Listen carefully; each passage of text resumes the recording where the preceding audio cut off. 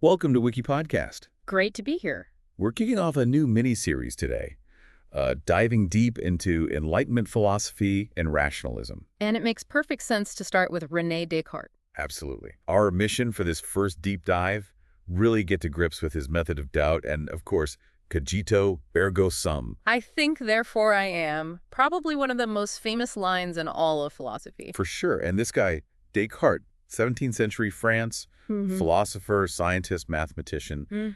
He wasn't just tinkering. He, fundamentally challenged how knowledge was viewed. Oh, completely. He aimed to rebuild it from the ground up. We're drawing on sources about his life, his philosophy, and, the ripple effects. Yeah, expect some surprising moments. Let's get into it. Okay, so to really get Descartes, you need to picture the time. He's born in 1596 in France. Right in the middle of huge changes, intellectually, scientifically. Exactly. The scientific revolution is underway. People like Galileo are challenging centuries of belief about the cosmos. It's a time of, intense questioning. And his education reflected that. Somewhat. He went to a top Jesuit school, College Royal, Henry Legrand, got a solid grounding in maths, physics. Even encountered Galileo's ideas early on. But he didn't just stick to academics, did he? No, he studied law, got a degree from Poitiers, but his real love was the certainty he found in mathematics. He even served as a soldier for a while. A soldier? Interesting. Yeah, in the Dutch and Bavarian armies. He actually said those experiences made him question book learning and look for knowledge more within himself, and in the great book of the world, as he put it. So book smarts and world experience seems like fertile ground for independent thought. Yeah. What actually sparked this method of doubt, though? Why question everything? Well, his main goal was to find a completely solid foundation for knowledge. He looked at the philosophy of his day and just saw disagreement. Lots of ideas built on shaky ground, So he thought, let's clear it all out.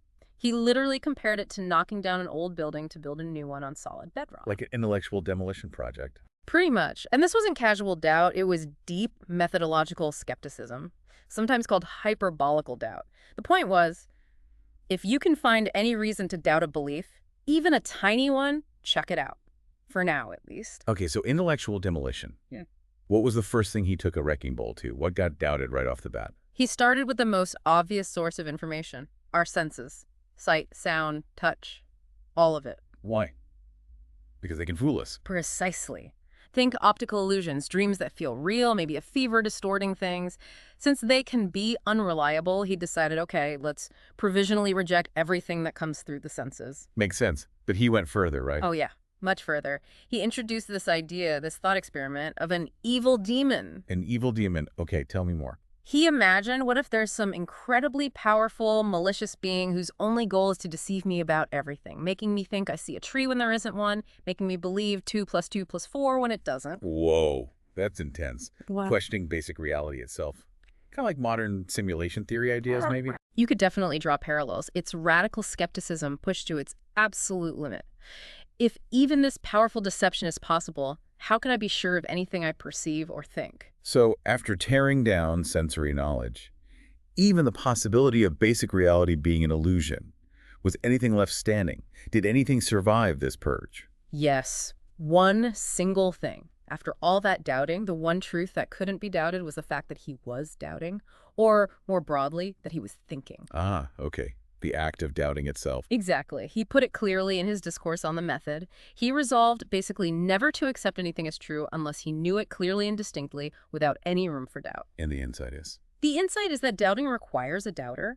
Thinking requires a thinker. Even being deceived requires someone to be deceived. And that's the breakthrough moment, isn't it? Leading straight to, Cogito, ergo sum. I think, therefore I am. So simple, yet so profound. It really is. Its power is that even if you try to doubt your own existence, that very act of doubting proves you exist at least as something that thinks. Is it like a logical proof?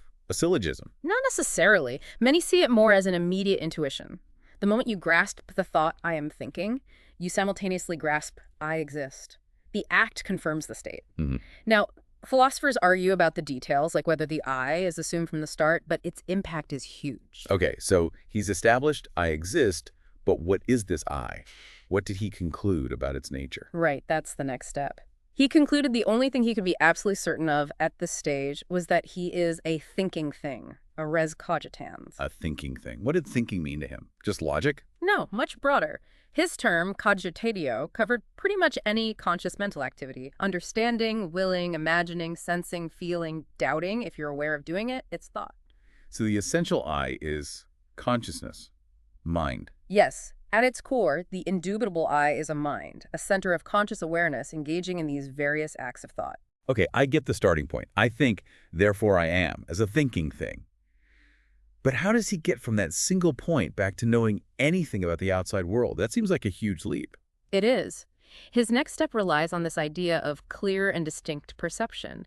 He reasoned that the cogito itself, I think, I exist, is perceived so clearly and distinctly that it must be true. So clarity and distinctness become his new standard for truth. Essentially, yes. If he can perceive something else with that same level of absolute clarity and distinctness, free from all doubt, then he can accept it as true. What about the dream problem, or the evil demon? How does he know his clear perceptions aren't just illusions? That's a major hurdle. He tackles it later, actually, by arguing for the existence of a perfect, non-deceiving God. The basic idea is that such a God wouldn't allow us to be systematically deceived about things we perceive clearly and distinctly. So God becomes the guarantor that his clear and distinct ideas actually correspond to reality. In a nutshell, yes. It's a complex part of his argument and much debated. But you see the overall strategy. Find an absolutely certain starting point, the cogito, establish a reliable criterion for truth, clear and distinct perception, and then use deduction, logical reasoning based on those clear ideas to rebuild knowledge rather than relying solely on the senses he initially doubted. Got it. So the method of doubt and the cogito weren't just philosophical navel-gazing. They were the tools to build a whole new system of knowledge. Exactly, and this has massive implications. Like what? Where does this lead in the bigger picture of philosophy? Well, first, it cements this idea of foundationalism that knowledge needs a solid, unquestionable base. Descartes was trying to provide that base. Okay. Second, his intense focus on the I, the thinking self, is a major turning point towards subjectivity in philosophy. The individual mind becomes central. Right, and you mentioned rationalism earlier. Yes, he is arguably the father of 17th century continental rationalism. This is the view that reason, logical thought, starting from innate or self-evident principles is the primary source of knowledge, more reliable than sensory experience. Which contrasts with Empiricism, which was developing around the same time, especially in Britain. Thinkers like John Locke, David Hume, they argued that all knowledge ultimately comes from sensory experience. So you have these two major schools of thought really shaping modern philosophy. It's amazing how I think, therefore I am, could spark such fundamental debates. Why is he often called the father of modern philosophy? What makes his contribution so pivotal? Is it largely because he shifted the focus so dramatically onto epistemology, the study of knowledge itself? How do we know? What can we be certain of? These became central questions. And this shift away from older authorities. That's key too.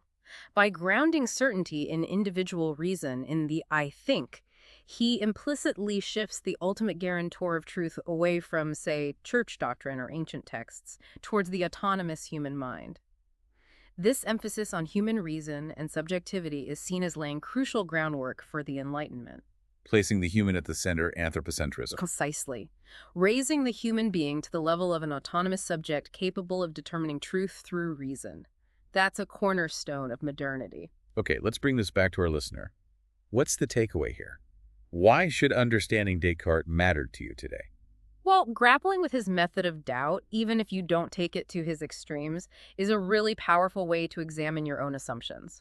What do you take for granted? Why do you believe what you believe? It encourages a kind of intellectual rigor. Yeah, it pushes you to seek better grounding for your own knowledge. Exactly. And the cogito, I think, therefore I am, is just this fundamental anchor point in Western thought about self-awareness, consciousness, existence. It forces you to consider the nature of your own mind. So, understanding Descartes really sets the stage for the wider Enlightenment and rationalist ideas we'll explore later in this series. It's a foundation for that discussion, too. Absolutely.